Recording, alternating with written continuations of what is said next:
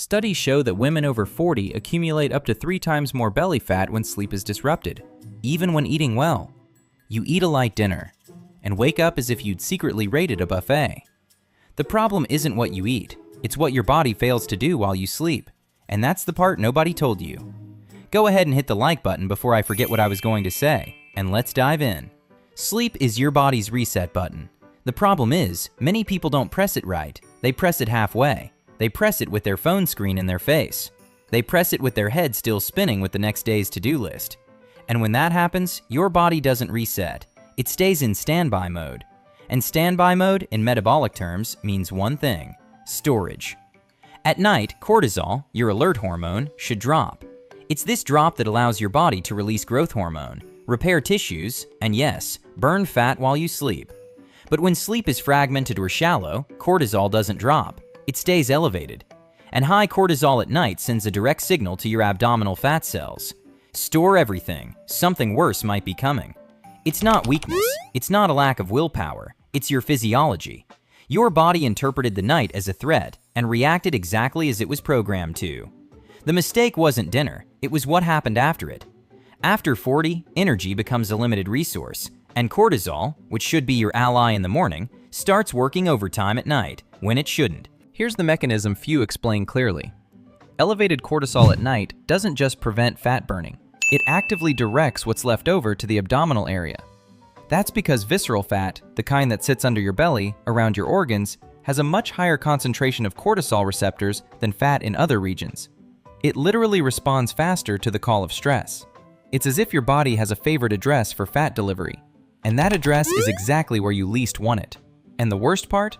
The more visceral fat accumulates, the more it produces inflammatory signals that keep cortisol high.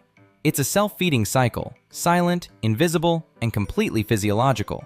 You didn't create this cycle through carelessness. It set in because nobody explained how to interrupt it. Take a moment to subscribe to the channel while I continue. It's free and won't make you gain weight. And the next piece of this explanation is where things really start to make sense. Think of insulin as a doorman. It decides who enters cells as energy and who becomes stored. During the day, with movement and activity, this doorman works well, lets glucose in, your body uses it, life goes on. But at night, especially after 40, insulin sensitivity naturally drops. The doorman becomes less efficient. And if you arrive at this point with cortisol still elevated, as we just saw, the situation worsens. High cortisol stimulates the release of glucose into the blood, insulin rises to compensate, and your entire body receives a single message: storage mode activated. It doesn't matter if dinner was just a small salad. If the night's hormonal environment is dysregulated, your body doesn't read what you ate. It reads the state you're in.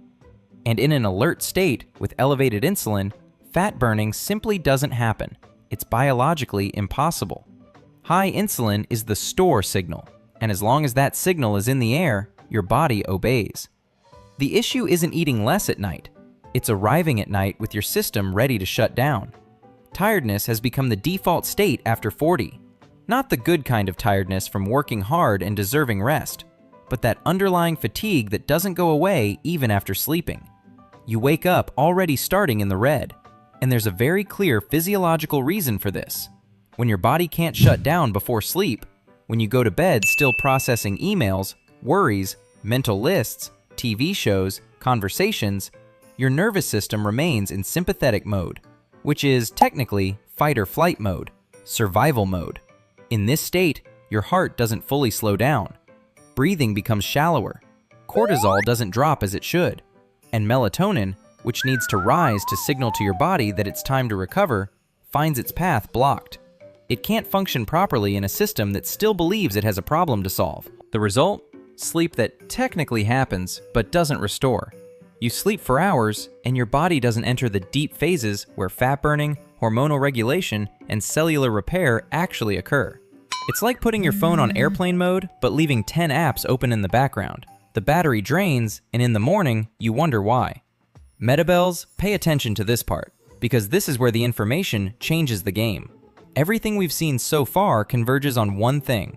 Your body accumulates fat at night when it interprets the environment as a threat. So the solution isn't a miracle supplement or an emergency diet.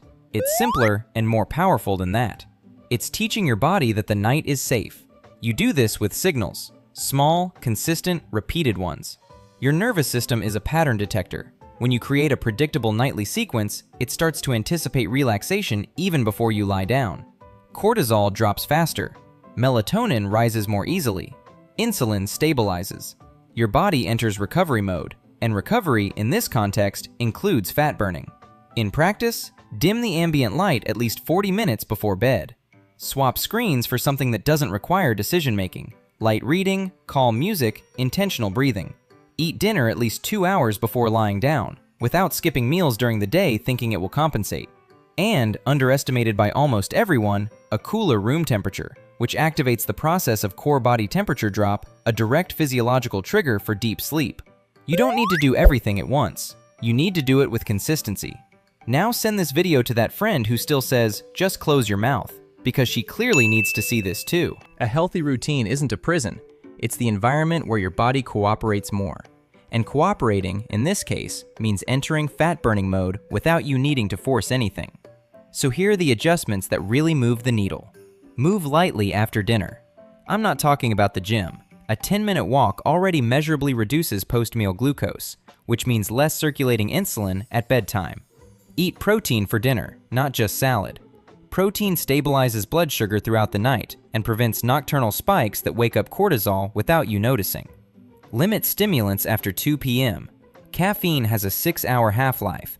That 3 p.m. coffee is still in your system at midnight, and it's directly competing with melatonin. Do intentional breathing for 3 minutes before bed. It seems too simple to work. It works. It activates the parasympathetic nervous system, rest mode, with surprising speed. None of these adjustments require extra time. They only require intention. And intention, repeated, becomes biology. Slow results aren't an absence of results. It's your body working on its own timeline. And its timeline, when the hormonal environment is finally cooperating, is faster than you imagine.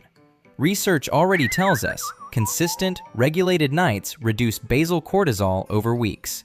With cortisol dropping, visceral fat starts to respond, not dramatically overnight, but progressively, measurably, really.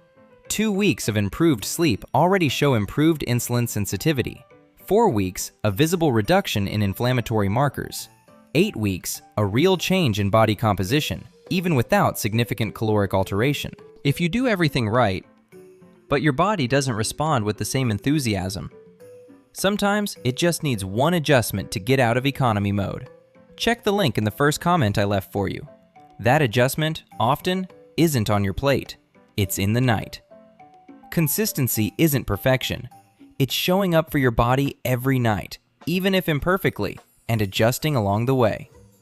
You haven't lost control of your body. They just didn't explain how to regain it, and there's a huge difference between those two things. The most lasting transformation doesn't start at the gym or with a diet. It starts the night before. In a body that truly rested, that regulated hormones, that exited threat mode and entered restoration mode. That body wakes up differently, makes better decisions, responds differently to effort, and burns, silently, consistently, without drama. Small, well-utilized nights add up to weeks. Weeks turn into months, and months turn into a body you recognize again. Watch the next one. I promise it'll be worth more than any fad diet.